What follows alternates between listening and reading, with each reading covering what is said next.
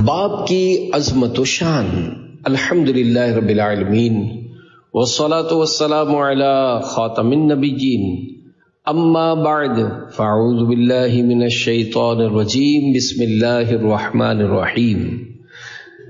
باپ کی عظمت و شان، یہ بیان مبلغ دعوت اسلامی و رکن شورا حاجی ابو مدنی عبد الحبیب اتاری مدظ اللہ العالی نے پہلی صفر المظفر 1442 ہجری بمطابق 18 ستمبر 2020 عیسوی کو فیضان اعلیٰ حضرت مسجد منظور کالونی کراچی میں اپنے والد مرحوم کی برسی کے موقع پر ان کے ایصال ثواب کے لیے منعقد کیے جانے والے عاشقان رسول کے سنت و برے اجتماع میں فرمایا، جب آپ کا یہ بیان مدنی چینل پر آن ایئر ہوا تو امیر اہل سنت حضرت علامہ محمد الیاس عطار قادری رضوی دامت برکاتہم العالیہ نے آپ کو دعاؤں سے نوازا اور اس مواد پر تحریری صورت میں بھی رسالہ آنے کی خواہش کا اظہار فرمایا۔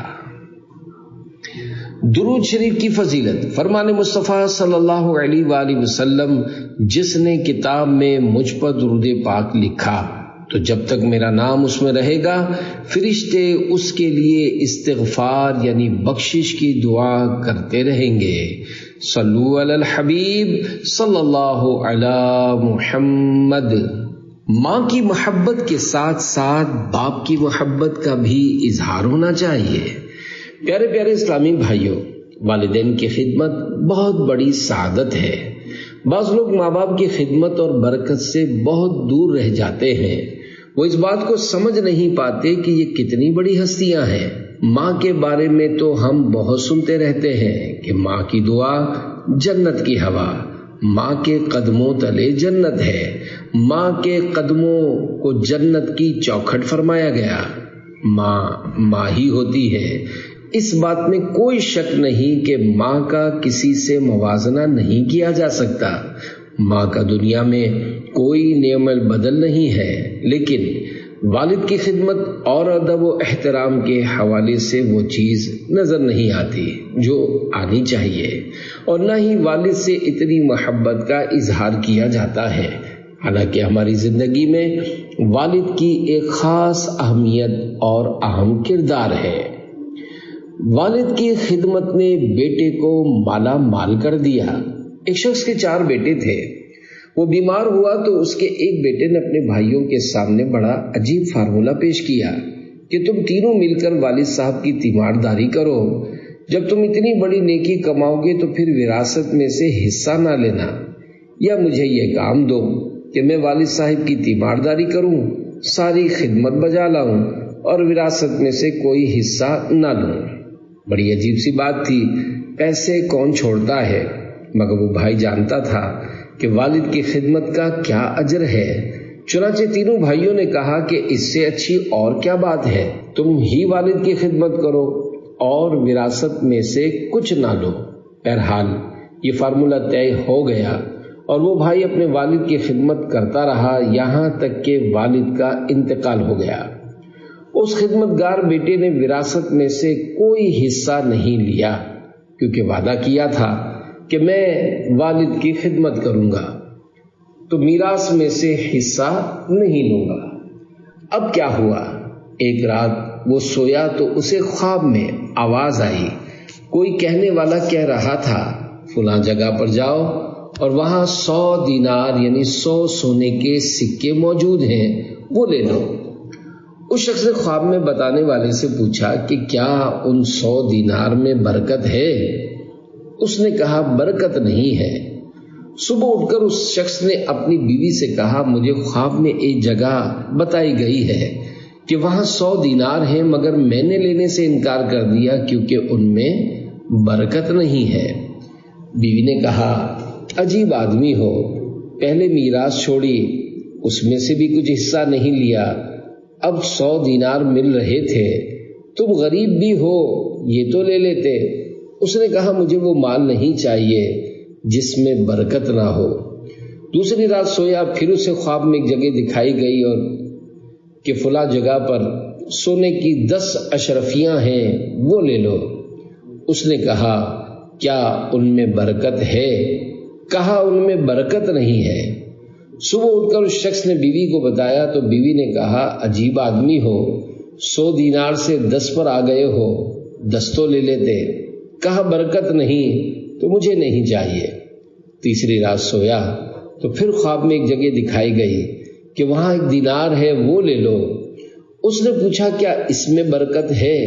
خواب میں بتایا گیا کہ ہاں اس میں برکت ہے۔ چنانچہ یہ شخص صبح اٹھ کر اس جگہ گیا اور وہاں سے 1 دینار اٹھا کر لے آیا۔ اس کے بعد اس نے اس دینار سے گھر والوں کے لیے 2 مچھلیاں خریدی کہ اور کچھ نہیں تو گھر والوں کو اچھا کھانا تو کھلا دوں۔ جب گھر آیا اور اس نے دونوں مچھلیوں کا پیٹ چاک کیا تو ان دونوں مچھلیوں کے پیٹ سے ایک ایک موتی نکلا۔ یہ بڑے ہی عجیب و غریب اور یونیک یعنی انوکھے موتی تھے۔ اس نے موتیوں کو اپنے پاس رکھ لیا۔ اسی دن بادشاہ نے حکم جاری کیا کہ مجھے اس کلر اور اس ڈیزائن کا موتی چاہیے۔ بادشاہ کے نمائندے سارے شہر کے جیولرز کے پاس گئے مگر کہیں سے بھی اس طرح کا موتی نہ مل سکا۔ آخر کار پتہ چلا کہ فلاں محلے میں ایک بندہ ہے جس کا مچھلی کے پیٹ سے ایسا موتی نکلا ہے جس کی مثل لوگوں نے نہیں دیکھا۔ لوگ ڈھونڈتے ہوئے اس کے دروازے تک پہنچ گئے۔ موتی دیکھا تو کہا بادشاہ کو ایسا ہی موتی چاہیے۔ جب بادشاہ کو وہ موتی دکھایا گیا تو اس نے بھی کہا کہ ہاں یہی موتی ہے۔ اب اس موتی کی قیمت پوچھی گئی۔ چونکہ پہلے کے زمانے میں گدھوں اور گھوڑوں پر سامان لادا جاتا تھا تو اس شخص نے کہا کہ 30 خچر یعنی 30 میولز سونا۔ بادشاہ نے 30 خچر پر سونے کی بوریاں لدوا کر اس سے موتی خرید لیا۔ 1 دینار کی برکت سے کتنا مال ہو گیا، وہ بھی ابھی ایک ہی موتی بکا ہے۔ بادشاہ نے یہ موتی لے کر اس کام کا جو ایکسپرٹ تھا اسے دیا۔ اس نے بادشاہ سے کہا ایک موتی سے خوبصورتی نہیں آئے گی، اس کی جوڑی ہونی چاہیے۔ جب اسی طرح کا دوسرا موتی ملے گا تب اس کی اصل ویلیو بنے گی۔ بادشاہ نے کہا ایک اور موتی تلاش کرو اگرچہ دگنی قیمت دینی پڑے۔ پھر موتی تلاش کیا گیا مگر کہیں نہ ملا۔ واپس لوگ اسی شخص کے دروازے پر پہنچے اور اس سے پوچھا کیا تمہارے پاس اس طرح کا دوسرا موتی بھی ہے؟ اس نے کہا اس طرح کا دوسرا موتی تو ہے لیکن وہ تمہیں ڈبل قیمت پر ملے گا۔ چنانچہ انہوں نے اس شخص سے 60 خچر سونے کے بدلے میں وہ موتی خرید لیا۔ اس واقعے سے ہمیں والد کی خدمت کرنے کے ساتھ ساتھ یہ بھی سیکھنے کو ملا کہ بے شک تھوڑا مال جس میں برکت ہو اس زیادہ مال سے بہتر ہے جو حرام کا ہو اور برکت سے خالی ہو۔ بہرحال اس بیٹے نے والد کی خدمت کی تو اللہ پاک نے اسے غیب کے خزانوں سے مالا مال کر دیا۔ ماں کی خدمت کا صلہ۔ اسی طرح کا ایک مشہور قرآنی واقعہ سورہ بقرہ میں بھی موجود ہے۔ بقرہ عربی میں گائے کو کہتے ہیں۔ اس صورت میں اس گائے کا واقعہ ہے جو دنیا کی سب سے مہنگی ترین گائے تھی، جس کی قیمت میں اس گائے کی کھال میں سونا بھر کر اس زمانے کے لوگوں نے اس نوجوان کو دیا تھا جس نے اپنی ماں کی خدمت کی تھی، ماں کی اطاعت کی تھی، تو اللہ پاک نے اسے ایسی گائے عطا کر دی کہ اس جیسی گائے پوری دنیا میں کہیں اور نہ تھی۔ اس قرآن واقعے اور اس سے حاصل ہونے والی بہت سی عبرت انگیز اور نصیحت آمیز باتیں معلوم کرنے کے لیے مکتبۃ المدینہ کی کتاب عجائب القرآن مع غرائب القرآن کے صفحہ 37 تا 41 کا مطالعہ کیجیے۔ پیارے پیارے اسلامی بھائیوں، ان واقعات میں جو بات سیکھنے والی ہے اس میں والدین اور بچوں دونوں کے لیے درس ہے۔ والدین کہتے ہیں کہ بچوں کے لیے بہت کچھ چھوڑ کر جانا ہے۔ ارے بھائی، بچوں کے لیے تو کما رہا ہوں، بچوں کے لیے گھر بنانا ہے، فیکٹری بنانی ہے، یہ نہیں سوچتے کہ بچوں کے لیے حلال کما رہے ہیں یا حرام، بچوں کی تربیت کیا کر رہے ہیں۔ یاد رکھیے، جو شخص بچوں کے لیے مال چھوڑ کر جائے اور بچوں کی تربیت نہ کرے تو وہ اس مال سے حرام کام کریں گے تو عذاب اسے ملے گا۔ حضرت سیدنا عمر بن عبدالعزیز رحمۃ اللہ علیہ کے بارے میں آتا ہے، جب آپ دنیا سے جانے لگے تو آپ کے پاس بہت تھوڑا سا مال تھا۔ کسی نے کہا آپ نے اپنے بچوں کے لیے کچھ نہیں چھوڑا۔ آپ رحمت اللہ علیہ نے کیا شاندار جواب دیا کہ اگر میرے بچے اللہ پاک کے نافرمان ہیں تو ان کے لیے کچھ چھوڑ کر جانا درست ہی نہیں کہ وہ اسے غلط کاموں میں خرچ کریں گے، اور اگر اللہ پاک کے فرما بردار ہیں تو اللہ پاک اپنے غیب کے خزانوں سے انہیں عطا فرمائے گا، انہیں خود ہی غنی کر دے گا اور ان کی روزی میں برکت ڈال دے گا۔ حلال تھوڑا بھی ہو اس میں برکت بہت ہوتی ہے۔ یہاں دو باتیں قابل ذکر ہیں۔ پہلی بات، نیک اولاد جو والدین کے چھوڑے ہوئے مال کو صحیح طریقے سے استعمال کرے، اور دوسری بات مال حلال۔ اگر حلال مال تھوڑا بھی ہو تو اللہ پاک اس تھوڑے مال میں بھی اولاد کے لیے برکت ڈال دیتا ہے۔ دنیا میں کئی ایسی مثالیں موجود ہیں کہ اربوں پتی لوگ اپنے بچوں کے لیے بہت بڑا بزنس یعنی کاروبار چھوڑ کر دنیا سے جاتے ہیں۔ ان کے بچے غلط کاموں میں لگے ہوتے ہیں، تھوڑے ہی عرصے میں سارے بزنس کا بیڑا غرق ہو جاتا ہے۔ مگر غریب آدمی بعض اوقات دنیا سے جاتا ہے، اس کی اولاد نیک ہوتی ہے، اللہ پاک انہیں ایسا نوازتا ہے اور ان کے مال میں برکت ڈال دیتا ہے کہ وہ اپنے والد سے بھی کاروبار میں آگے نکل جاتے ہیں۔ اللہ پاک سے حلال روزی مانگنی چاہیے کہ مولا جو بھی دے حلال دے، برکت والا دے، خیر اور سکون والا دے۔ حلال بھلے تھوڑا بھی ہو وہ بہت برکت والا ہوتا ہے۔ کئی کروڑ پتی لوگ ایسی بیماریوں میں مبتلا ہوتے ہیں کہ رات بھر سو نہیں سکتے، جبکہ ایک ٹھیلا لگانے والا غریب آدمی رات کو سکون کی نیند سوتا ہے، 5 وقت کا نمازی ہوتا ہے اور اس کے بچے فرما بردار ہوتے ہیں۔ معلوم ہوا کہ اصل چیز پیس آف ہارٹ، دل کا سکون ہے، نوٹیں ضروری نہیں، دل کا سکون ضروری ہے۔ والد سایہ دار درخت ہے، یاد رکھیے، والد وہ سایہ دار درخت ہے جو دھوپ اپنے اوپر لیتا ہے اور بچوں کو سایہ دیتا ہے، دن رات کام کرتا ہے کہ بچے خیر سے کھانا کھائیں۔ ہمیں پتہ نہیں چلتا مگر والد اپنی خواہشات کو قربان کر کے ہمیں کھلا رہا ہوتا ہے اور ہماری فرمائشیں پوری کر رہا ہوتا ہے۔ جب بچہ بازار میں جا کر فرمائش کرے کہ ابو یہ لینا ہے اور ابو دیکھیں کہ یار جیب میں پیسے اتنے نہیں ہیں مگر بچہ بڑی ضد کر رہا ہے، تو والد اپنے بجٹ کو آؤٹ کر کے بھی اپنے بچے کی خواہش پوری کرتا ہے۔ یہ ہمارے والد نے ہمارے ساتھ کیا اور آپ کے والد نے بھی آپ کے ساتھ کیا ہے کہ خود تکلیفیں اٹھائیں مگر بچوں کو آسانیاں فراہم کی۔ یاد رکھیے، درخت کے پتوں کے نیچے سایہ ہوتا ہے مگر درخت اوپر سے بہت گرم ہوتا ہے کیونکہ وہ ساری دھوپ اپنے اوپر لے لیتا ہے۔ اللہ پاک نے یہ والد اتنی بڑی نعمت دی ہے جو انگلی پکڑ کر چلنا سکھاتا ہے۔ والد ہمیشہ چاہتا ہے کہ میرا بیٹا ترقی کرے۔ دنیا میں عموماً لوگ کسی کو ترقی کرتے ہوئے دیکھنا پسند نہیں کرتے، لوگ حسد کا شکار ہو جاتے ہیں، مگر باپ وہ ہستی ہے جب اس کا بیٹا ترقی کرتا ہے تو اسے خوشی ہوتی ہے، کیونکہ والد اور اولاد کا جو رشتہ ہے وہ بے لوث رشتہ ہے۔ وہ اپنے غم سہے گا مگر اپنے بچوں کو غمگین نہیں ہونے دے گا۔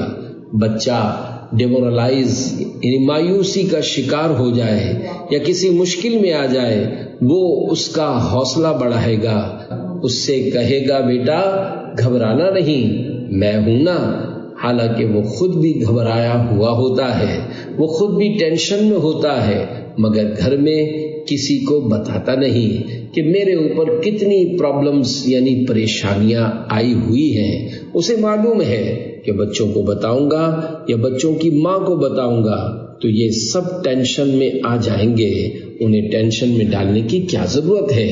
ارے میں ہوں نا، برداشت کر لوں گا۔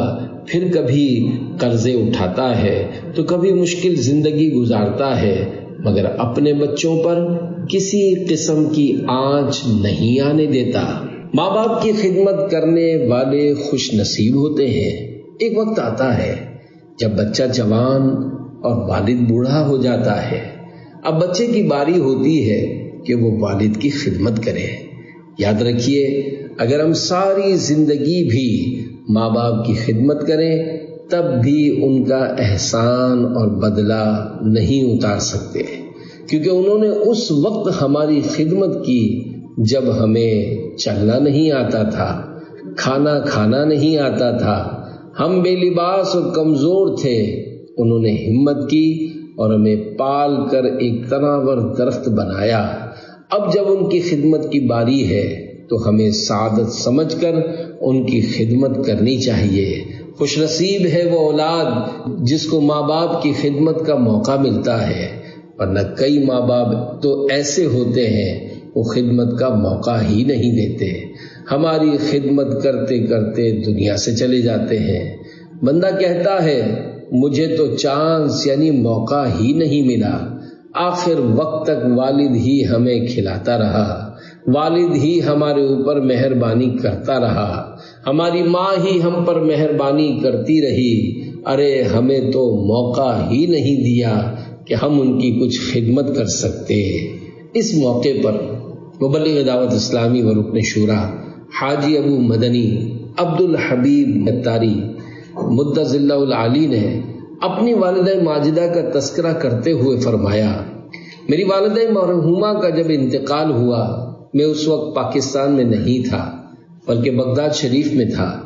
مجھے گھر والوں نے بتایا تھا کہ جس رات والدہ کا انتقال ہوا اس رات کا کھانا انہوں نے خود بنایا تھا، اس وقت بھی انہوں نے اپنی خدمت کا موقع فراہم نہیں کیا۔ وہ اللہ پاک کی بارگاہ میں دعا کرتی رہتی تھی کہ اے اللہ پاک مجھے اپنے سوا کسی اور کا محتاج نہ کرنا۔ اللہ پاک نے ان کی دعا کو قبول فرما لیا۔ اب اس سے بڑا بد نصیب کون ہے جس کو والد یا والدہ کی خدمت کا موقع ملا اور وہ یہ کہے کہ میں اس بوڑھے یا بوڑھی کی وجہ سے پریشان ہو گیا ہوں، اتنے پیسے ماں باپ پر خرچ کروں۔ تف ہے ایسی اولاد پر جو اپنے والدین کی خدمت کرنے کو بوجھ سمجھتی ہے۔ خدا را یہ ہمارے پیسوں کا نصیب ہے کہ وہ والدین پر خرچ ہو جائیں، کیونکہ ساری زندگی تو انہوں نے ہی خرچ کیا نا، جو کچھ دیا انہوں نے ہی دیا۔ ہم جو کچھ ہیں اور ہمیں جو عزت ملی، شہرت ملی اور دولت ملی، یہ سب ماں باپ کا صدقہ ہے اور اس میں والد کا بہت بڑا کردار ہے۔ اور ہماری حالت یہ ہوتی ہے کہ ہم بعض اوقات والد کا شکریہ بھی ادا نہیں کرتے۔ میری ماں مجھے کھلاتی ہے، میری ماں مجھے پلاتی ہے، میری ماں مجھے سینے سے لگاتی ہے، میری ماں مجھے کوئی چیز لا کر دیتی ہے، تو ماں کو پیسے کون دیتا ہے؟ کما کر کون لا رہا ہوتا ہے؟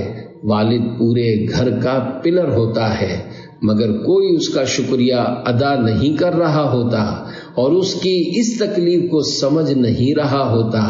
والد پورے گھر کا محسن اور پورے گھر کے لیے سایہ دار درخت ہوتا ہے، جو بیچارہ محنت کر رہا ہوتا ہے، ہمیں سایہ دے رہا ہوتا ہے، ہمیں نواز رہا ہوتا ہے۔ ہمارے پاس جو کچھ ہے وہ ہمارے والد کا ہے، یہ میں نہیں کہہ رہا، ہمارے آقا صلی اللہ علیہ وآلہ وسلم فرما رہے ہیں۔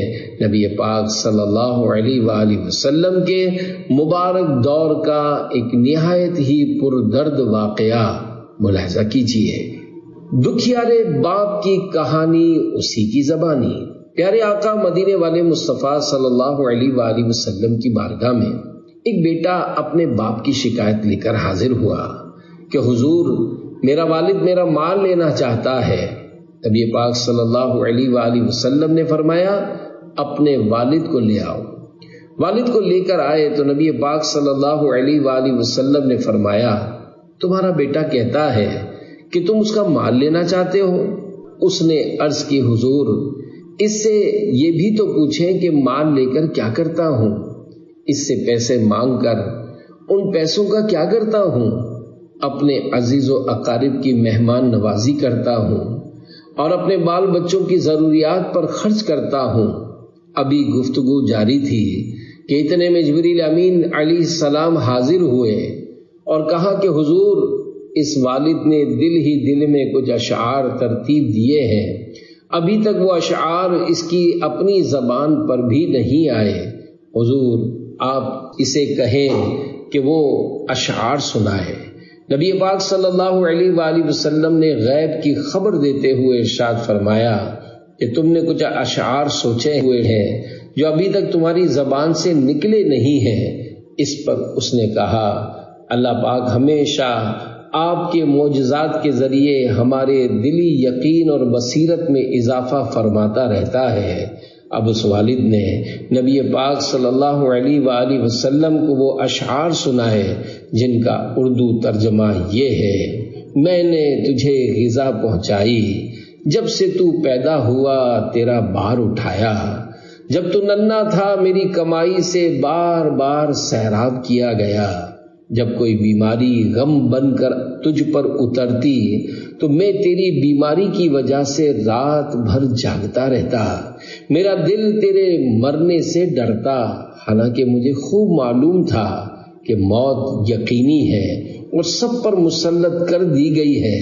میری آنکھیں یوں بہتی کہ گویا وہ مرض جو رات کو تجھے ہوا تھا نہ کہ مجھے، ایسا ہوتا کہ مجھے ہوا ہے، یعنی بیمار تو ہوتا تھا، تکلیف مجھے ہوتی تھی، میں بے چین ہو جاتا، میں نے تجھے یوں پالا جب تو پروان چڑھا اور اس حد تک پہنچا کہ مجھے امید لگی کہ اب تو میرے کام آئے گا، تو تو نے میرا بدلہ سختی و بد زبانی سے دیا۔ اے کاش جب تو نے والد ہونے کے حق کا لحاظ نہ کیا تو ایسا ہی سلوک کر لیتا جیسا ایک پڑوسی دوسرے پڑوسی کے ساتھ کرتا ہے، اتنا تو میرا خیال رکھ لیتا۔ اس دکھیارے باپ نے جب نبی رحمت صلی اللہ علیہ وآلہ وسلم کو یہ اشعار سنائے تو رحمت للعالمین صلی اللہ علیہ وآلہ وسلم کی آنکھوں سے آنسو جاری ہو گئے۔ نبی پاک صلی اللہ علیہ وآلہ وسلم نے اس نوجوان بیٹے کا گریبان پکڑ کر ارشاد فرمایا اذهب انت ومالک لابیک، جا تو اور تیرا مال سب تیرے باپ کا ہے۔ ماں باپ اپنے لیے نہیں اپنے بچوں کے لیے جیتے ہیں۔ پیارے پیارے اسلامی بھائیوں، دیکھا آپ نے میرے آقا صلی اللہ علیہ وآلہ وسلم نے فرمایا کہ تو اور تیرا سب کچھ تیرے باپ کا ہے۔ آج پیسے دیتے ہوئے بیٹا کہتا ہے ابو یہ میرے ہیں اور یہ آپ کے ہیں، کتنے دوں؟ بار بار کیوں مانگتے ہو؟ باپ نے تو کھلاتے ہوئے کبھی یہ نہیں کہا تھا، بلکہ اپنا نوالا روک کر ہمارے منہ میں ڈالا تھا، اپنی خواہشیں مار کر ہمیں پالا تھا۔ ابو نے خود نیا لباس کم پہنا تھا مگر ہمیں نئے نئے لباس اور نئے نئے جوتے لا کر دیے۔ جو ہم نے مانگا ہمارے والد نے پورا کیا۔ کبھی ہم نے سوچا کہ ہمارے والد نے اپنے لیے کب کیا خریدا؟ کبھی کہا ہو کہ بیٹا آج یہ جوتے بڑے پسند آئے ہیں تو میں اپنے لیے لایا ہوں؟ ارے نہیں نہیں، بلکہ باپ کی زبان پر ہمیشہ یہی رہا کہ میں اپنے بیٹے کے لیے لایا ہوں، اپنی بیٹی کے لیے لایا ہوں، اپنی بیوی کے لیے لایا ہوں۔ ماں باپ کمال کی ہستیاں ہیں، یہ اپنے لیے نہیں جیتے، اپنے بچوں کے لیے جیتے ہیں۔ اور جب بچہ بڑا ہو کر ماں باپ کے ساتھ بے ادبی اور بد سلوکی کے ساتھ پیش آتا ہوگا، دل آزار جملے کہتا ہوگا، تو اس سے ماں باپ کا دل کتنا دکھتا ہوگا۔ کتابوں میں باپ کا ادب یہاں تک لکھا ہوا ہے کہ بیٹا باپ کے سامنے ایسے ہو جیسے غلام آقا کے سامنے ہوتا ہے۔ باپ جب بیٹے کو کوئی آرڈر دے تو بیٹا لبیک کہے۔ یہ والد کا بیٹے پر حق اور ادب ہے۔ آج حالات یہاں تک پہنچ گئے ہیں کہ بیٹا باپ اور باپ غلام بنا ہوتا ہے، اور اب باپ کہہ رہا ہوتا ہے کہ بیٹا تھوڑے پیسے چاہیے، بیٹا انکار کر رہا ہوتا ہے کہ میرے پاس پیسے نہیں ہیں، یا باپ کہتا ہے کہ بیٹا ادھر آؤ ذرا سا کام ہے، تو بیٹا جواب دیتا ہے کہ میرے پاس وقت نہیں ہے۔ باپ کو ویرانے میں چھوڑ کر آنے والا بدنصیب بیٹا۔ حدیث پاک میں ہے سب گناہوں کی سزا اللہ پاک چاہے تو قیامت کے لیے اٹھا رکھتا ہے، مگر ماں باپ کی نافرمانی کی سزا جیتے جی دنیا میں بھی دیتا ہے۔ اس کا ری ایکشن یعنی رد عمل یہ ہوتا ہے کہ اس کی اپنی اولاد اس کی نافرمانی کرتی ہے۔ مشہور واقعہ ہے کہ ایک نوجوان کی شادی ہوئی، اس کا والد بوڑھا تھا، کھانستا رہتا تھا۔ اس کی بیوی نے کہا کہ اس بوڑھے کو گھر سے نکالو۔ بیٹا چونکہ بیوی کا غلام بنا ہوا تھا، وہ اپنے باپ کو لے کر چل دیا کہ کہیں ویرانے میں چھوڑ آئے۔ باپ کہنے لگا بیٹا سردی میں مجھے کہیں چھوڑنے جا رہے ہو، مجھے کوئی کمبل تو دے دو۔ اس کے ساتھ اس کا چھوٹا بیٹا بھی تھا۔ وہ اپنے دادا جان سے کہنے لگا دادا جان میں آپ کے لیے کمبل لاتا ہوں۔ جب وہ بچہ کمبل لایا تو اس نافرمان بیٹے نے دیکھا کہ کمبل کو درمیان سے کاٹ کر 2 ٹکڑے کیا گیا ہے اور آدھا کمبل لایا ہے۔ وہ نافرمان بیٹا اپنے بیٹے سے کہنے لگا تم آدھا کمبل کیوں لائے ہو؟ وہ کہنے لگا آدھا ان کے لیے لایا ہوں، اور جب آپ بوڑھے ہو جائیں گے تو آپ کو بھی تو میں نے کہیں چھوڑنے جانا ہے، تو اس وقت آدھا آپ کو دے دوں گا۔ اب اس نافرمان بیٹے کی آنکھوں میں آنسو آ گئے۔ اسے یہ بات سمجھ میں آ گئی کہ آج جو میں اپنے والد کے ساتھ کرنے جا رہا ہوں، کل میری اولاد نے بھی میرے ساتھ یہی کرنا ہے۔ والد کی شفقتوں کو کبھی بھی فراموش نہ کیجیے۔ پہلے ہم سنتے تھے کہ اولڈ ہاؤس یورپ اور امریکہ میں ہے، اب تو پاکستان میں بھی بننے لگے ہیں، اور یہاں کے لوگ بھی اپنے باپ کو اولڈ ہاؤس میں ڈالنے لگ گئے ہیں۔ ارے نادان، یہ جنت کا دروازہ تھا جسے گھر سے نکال کر اولڈ ہاؤس میں ڈال دیا ہے۔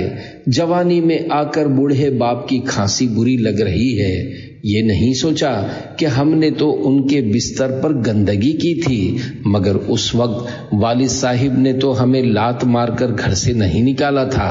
کبھی یہ بھی سوچا کہ والد صاحب نے ہمارے بچپن میں کتنی راتیں جاگ کر گزاری ہیں۔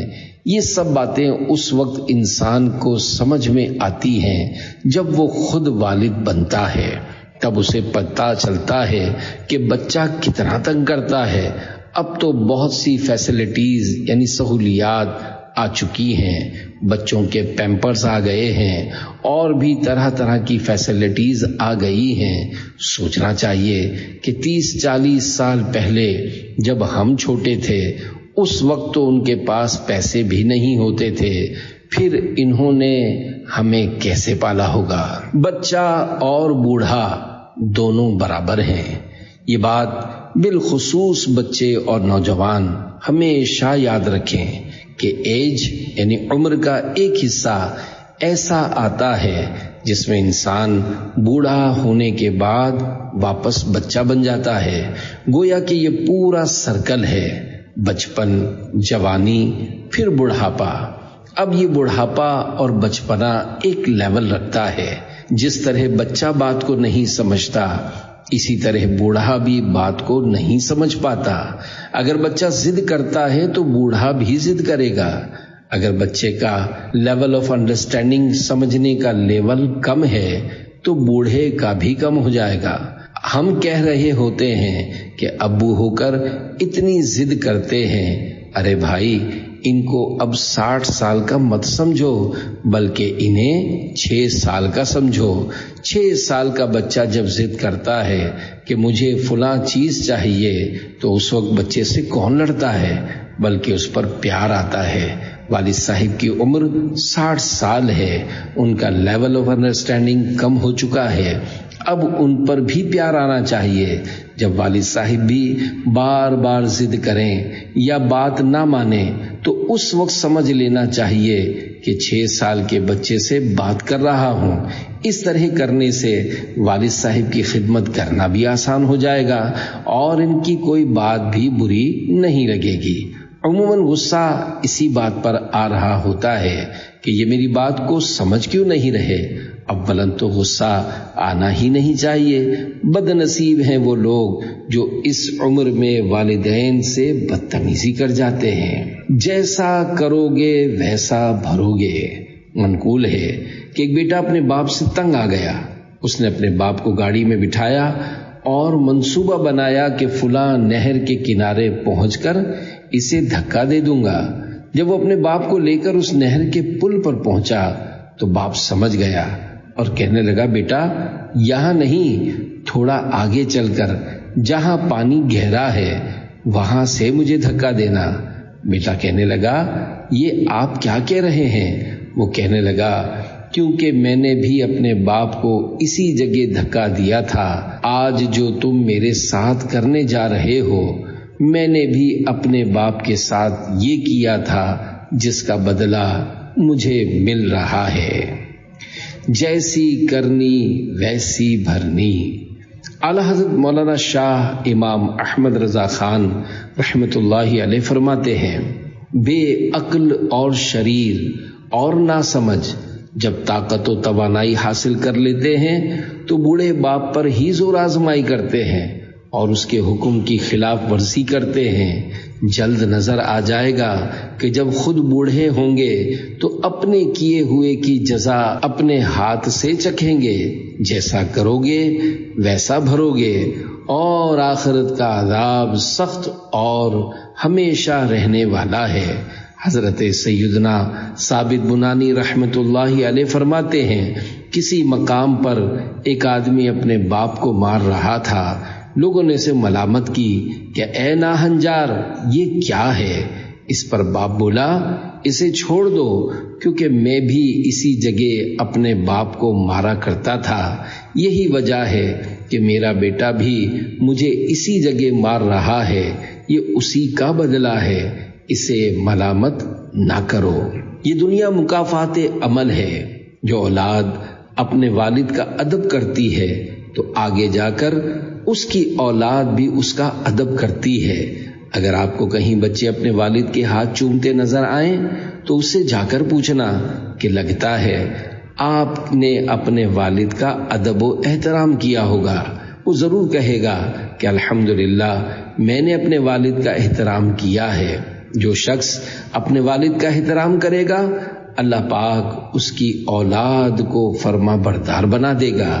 حضور اکرم نور مجسم صلی اللہ علیہ وآلہ وسلم نے ارشاد فرمایا، عفو تعف نساؤکم وبروا آباءکم یبرکم ابناؤکم، یعنی پاک دامنی اختیار کرو، تمہاری عورتیں بھی پاک دامن رہیں گی، اور اپنے والدین کے ساتھ حسن سلوک کرو، تمہاری اولاد تم سے اچھا سلوک کرے گی۔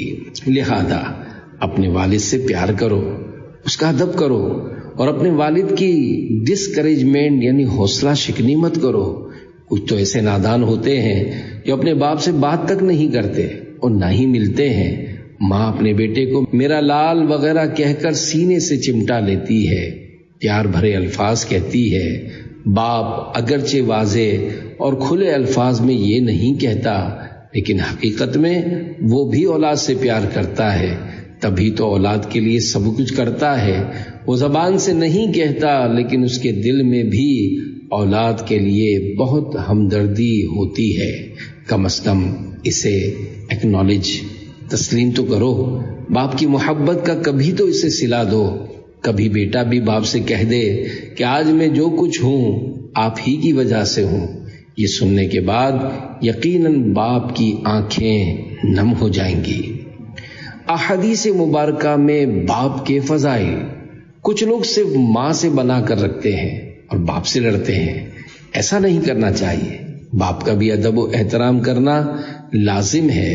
اللہ پاک کے آخری نبی صلی اللہ علیہ وآلہ وسلم نے فرمایا، باپ جنت کا درمیانی دروازہ ہے، سینٹرل ڈور آف جنہ۔ تیری مرضی ہے، اس کی حفاظت کر یا اسے چھوڑ دے۔ ایک اور حدیث پاک میں ارشاد فرمایا، بیٹا اپنے باپ کا حق ادا نہیں کر سکتا یہاں تک کہ بیٹا اپنے باپ کو غلام پائے اور اسے خرید کر آزاد کر دے۔ اس حدیث پاک کے تحت حضرت مفتی احمد یار خان رحمۃ اللہ علیہ فرماتے ہیں، مطلب یہ ہے کہ بیٹا اپنے باپ کی کتنی ہی خدمت کرے مگر اس کا حق ادا نہیں کر سکتا۔ اس کا حق ادا کرنے کی صرف یہ صورت ہے کہ اگر بیٹا آزاد اور مالدار ہو، باپ غلام ہو، تو بیٹا اسے خرید لے تاکہ وہ باپ اس کی ملکیت میں آتے ہی آزاد ہو جائے۔ ایک اور مقام پر حدیث پاک میں بہت ہی اہم چیز ارشاد فرمائی کہ رب کی رضا باپ کی رضامندی میں ہے اور رب کی ناراضی باپ کی ناراضی میں ہے۔ آسان الفاظ میں یوں کہا جائے کہ جس کا والد راضی اس کا رب راضی، اور جس کا والد ناراض اس کا رب ناراض۔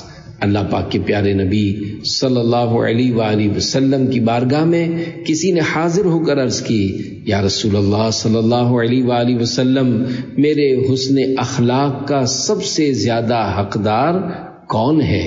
ارشاد فرمایا، تمہاری ماں۔ اس نے پھر عرض کی، اس کے بعد کون؟ ارشاد فرمایا، تمہاری ماں۔ عرض کی، اس کے بعد کون؟ تو آپ صلی اللہ علیہ وآلہ وسلم نے اس مرتبہ بھی یہی ارشاد فرمایا، تمہاری ماں۔ اس نے پھر عرض کی، اس کے بعد کون؟ تو آپ صلی اللہ علیہ وآلہ وسلم نے ارشاد فرمایا، تیرا باپ۔ نبی پاک صلی اللہ علیہ وآلہ وسلم کی زبان حق ترجمان سے جو لفظ نکلتا ہے وہ حکمت بھرا ہوتا ہے۔ آخر کار حضور اکرم صلی اللہ علیہ وآلہ وسلم نے 3 بار ماں کے بارے میں اور 1 بار والد کے بارے میں کیوں فرمایا؟ اس کی وجہ بیان کرتے ہوئے علماء کرام کثرہم اللہ السلام نے فرمایا ہے کہ ماں کے 3 احسان ہوتے ہیں۔ 1، ماں 9 ماہ بچے کو پیٹ میں پالتی ہے۔ نمبر 2، ولادت کے وقت کی تکلیف کو برداشت کرتی ہے۔ نمبر 3، بچے کی پرورش کرتی ہے، جبکہ باپ کا ایک احسان ہوتا ہے کہ بچے کی پرورش کرتا ہے۔ باپ کا اگرچہ ایک حق اور ماں کے 3 حق ہیں، مگر اس کا مطلب یہ ہرگز نہیں ہے کہ باپ کا ادب ہی نہیں، بلکہ علماء کرام کثرہم اللہ السلام نے لکھا ہے، خدمت ماں کی زیادہ کرے اور عزت باپ کی زیادہ کرے، کیونکہ وہ تمہاری ماں کا شوہر ہے اور تمہاری ماں کا سرتاج ہے۔ سیدی اعلیٰ حضرت امام احمد رضا خان رحمۃ اللہ علیہ نے لکھا ہے کہ اگر والدین کا آپس میں جھگڑا ہو جائے تو بیٹا کبھی والد کی فیور حمایت میں ماں سے اور ماں کی فیور میں باپ سے جھگڑا نہ کرے۔ بیٹے کو کسی کے ساتھ لڑنے کی اجازت نہیں ہے، اسے وہاں بھی ادب کے دامن کو تھامنا لازمی ہے۔ ہر نگاہ کے بدلے ایک مقبول حج کا ثواب۔ یاد رکھیے، ماں باپ دونوں قابل احترام ہستیاں ہیں، دونوں کا ادب و احترام کیجیے اور انہیں محبت بھری نگاہ سے دیکھ کر مقبول حج کا ثواب کمائیے۔ حدیث پاک میں ہے، جو نیک اولاد اپنے والدین کی طرف محبت کی نگاہ سے دیکھے تو اللہ پاک اس کی ہر نگاہ کے بدلے ایک مقبول حج کا ثواب لکھے گا۔ حج کا ثواب گھر میں موجود ہے، لیکن محبت والی نگاہ بھی ہونی چاہیے۔ آج اولاد تیز نظروں اور ڈرانے والی نظروں سے اپنے والدین کو دیکھتی ہے۔ حدیث پاک میں ہے، جس نے اپنے والد کو تیز نظر سے دیکھا اس نے والد کے ساتھ اچھا سلوک نہیں کیا۔ تو ایسی اولاد پر افسوس ہے جس سے بات کرتے ہوئے والدین ڈرتے ہوں۔ ماں جس بیٹے سے بات کرنے سے ڈر رہی ہو کہ بات کروں گی تو بیٹا لڑے گا، الجھے گا، وہ بیٹی جس سے بات کرتے ہوئے ماں ڈرتی ہو، ایسا بیٹا اور ایسی بیٹی کس کام کے ہیں؟ ہونا تو یہ چاہیے کہ جب ماں باپ کوئی بات کہیں تو جواباً لبیک کی صدا آئے کہ یہ انداز ہمیں شریعت سکھاتی ہے، مگر آج اولاد اس بات کو نہیں سمجھتی۔ فوت شدہ والدین کو راضی کرنے کا طریقہ۔ کئی لوگ ایسے ہوتے ہیں جن کے والدین ناراضی کی حالت میں دنیا سے چلے جاتے ہیں، اولاد انہیں راضی نہیں کرتی، پھر بعد میں احساس ہوتا ہے کہ یہ ہم نے کیا کر دیا۔ یاد رکھیے، باپ راضی تو رب راضی۔ اگر کسی کے والدین دنیا سے ناراضی کی حالت میں رخصت ہو چکے ہیں تو علماء کرام کثرہم اللہ السلام نے لکھا ہے کہ اب اولاد کو چاہیے کہ والدین کے ایصال ثواب کے لیے خوب خوب نیکیاں کرے اور ان کے لیے دعائیں مغفرت کرتی رہے۔ یاد رکھیے، نیکیاں صرف پیسوں سے ہی نہیں ہوتی، یا صرف مسجد بنا دینا ہی نیکی نہیں ہے، نماز پڑھنا بھی نیکی ہے اور قرآن پاک کی تلاوت کرنا بھی نیکی ہے۔ جو اولاد اپنے والدین کی مغفرت کے لیے دعا کرتی رہے تو اللہ پاک کی رحمت سے امید ہے کہ وہ ان کی روح کو ان سے راضی کر کے انہیں فرما برداروں میں شامل فرما دے۔ نبی اکرم صلی اللہ علیہ وآلہ وسلم نے فرمایا، جو اپنے ماں باپ یا ان میں سے ایک کی قبر کی ہر جمعہ میں زیارت کیا کرے تو اس کی بخشش کی جائے گی اور وہ بھلائی کرنے والوں میں لکھا جائے گا۔ والدین کے لیے دعا مانگنے کا طریقہ۔ اب بھی وقت ہے، اپنی بقیہ زندگی میں اپنے والدین کے لیے دعائیں کرتے رہیں۔ قرآن کریم میں اللہ پاک نے والدین کے لیے دعا مانگنے کا طریقہ بیان کرتے ہوئے ارشاد فرمایا، وَقُلْ رَبِّ ارْحَمْهُمَا كَمَا رَبَّيَانِي صَغِيرًا، پارہ 15 سورہ بنی اسرائیل آیت 24۔ ترجمہ کنز الایمان، اور عرض کر کہ اے میرے رب تو ان دونوں پر رحم کر جیسا کہ ان دونوں نے مجھے چھٹپن یعنی چھوٹی عمر میں پالا۔ اللہ پاک ہمارے والدین پر رحم فرمائے اور انہیں جنت نصیب فرمائے۔ اس موقع پر رکن شورا حاجی ابو مدنی عبد الحبیب اتاری مدظ اللہ العالی نے اپنے والد ماجد کا تذکرہ کرتے ہوئے فرمایا، میرے والد صاحب جنہوں نے مجھے انگلی پکڑ کر چلنا سکھایا ہے، چند دن بیمار رہے۔